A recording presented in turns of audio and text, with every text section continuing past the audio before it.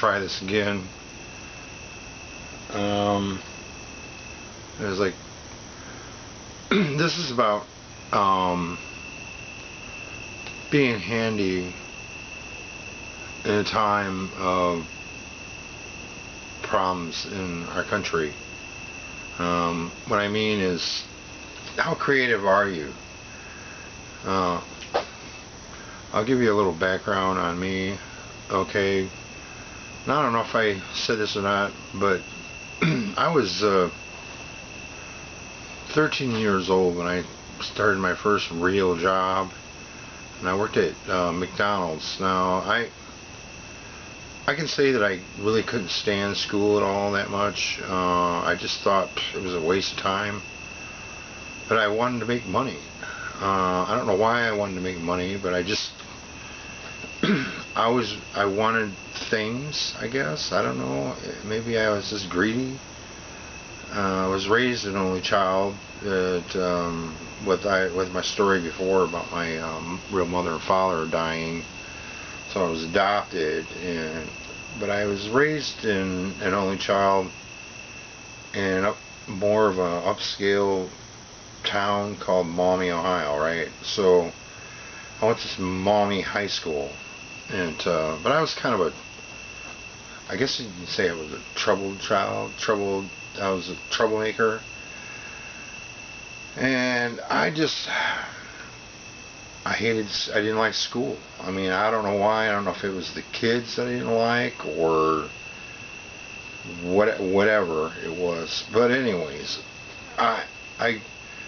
they had a program there, a work program, so I got onto it. Mom and Daddy got me into it, and I went to school. Went to school part of the day and worked the rest of the day when I was 13 years old. My first job was flipping hamburgers over at McDonald's there in town.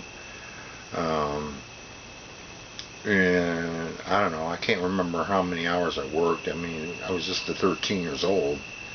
Sometimes they'd let me go to work on Saturday. They'd unload the truck, and I'd be down there in the basement helping them unload the truck. And then I, kind of got tired. I didn't really care for the restaurant business all that much. I mean, it was just a lot of standing on your feet and hectic. And I'm more of a creative person. But I remember a lot of times if I wanted something, and I basically made it. Like one time I wanted a bow and arrow, and Mom, they were like, we didn't have extra money. They balked about it. So I just went out in the woods and picked me up a good tree limb that I thought was flexible and carved it into a bow. And I can't remember what I used for string, but I don't know, something I might have found. And I made my own arrows. Or maybe I bought the arrows. Arrows were pretty cheap. I mean, they were like $1 an arrow or something like that. I don't remember. But I had a bow and arrow. And then we went out hunting. Me and my friends went out to the woods and went hunting rabbits and stuff. And that's basically, part of survival is that. If you have a knife, a good decent knife, and keep it sharp, you can make a lot of things with them. I did when I was a kid. I was in Cub Scouts, Webelos, and all that. And I was into the scout thing, and but I never thought I was a military type. I was always creative in things. I created things from scratch. I'm constantly thinking of things to create. I guess that's why I survived in my life.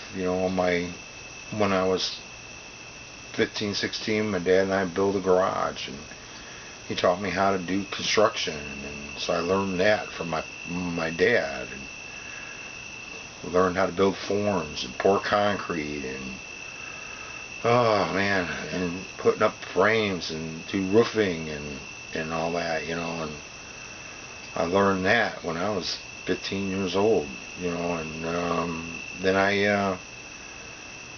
when I was in when I was 13 or 14, I worked at the bus garage helping the mechanic. I just did all kinds of I worked. I wanted to make money. I was constantly out taking my shovel down the street when it snowed, in Ohio. You know, during the big snowstorms, I'd take my shovel down the street. I went, make $100 in a day, shoveling snow. I mean, it's just a matter of you have the incentive to make money when you don't have to go out and get hired by somebody to do it. You go out and get your own work, and that's kind of like my younger times. And throughout high school, I pretty much, well, I think the first couple of years I didn't work that much, but I did when I was trying to think. Man, I was kind of into sports at the time. I was into bowling. I bowled a lot when I was a freshman. Literally, I know I'd end up in the bowling business when I was, 15, 16 years old. But I liked to bowl. I mean, I was a bowler. I was a freshman. I got my name in the paper. The only freshman to bowl over 200, to bowl over 200, and I was pretty proud of myself. And we won the NLL championships that year. I was successful. I'm a success story. I don't know how to explain it. People hate you for. I can see how people hate Trump because he's so successful in his life. People hate people who are successful. The losers out there can't stand winners. Donald Trump is a winner. I've always been a winner. Everything I did, I won at things, and just people hated it on me. Being successful is a hateful thing to other people. And throughout high school, I went into DECA. It was a kind of a business thing. Student Education Clubs of America. And it seemed like whatever I was involved in, I was getting my name in the newspaper all the time, and pictures with the mayor and the Miami Herald, and our class won the state championship or the regional championship. Then we won the state championship and went on to the national championship. I wasn't involved in the national one or the state one, as the regional one. But our class won came in like third place in the nation, which is a pretty high honor for our class of 1979. But I basically, check something here. It's still recording. This camera shuts off at 10 minutes. I gotta watch. I got like couple minutes yet. So basically, I worked my senior year. Well, the problem is, was it my junior year? I had to take American government, and I despise the American government. I still do today. But I know more about it today than I ever did. I despise the American government. It was one of those classes that you had to take in order to graduate, and having a car at 16 years old, and able to get out of there, just taking off. I skipped classes.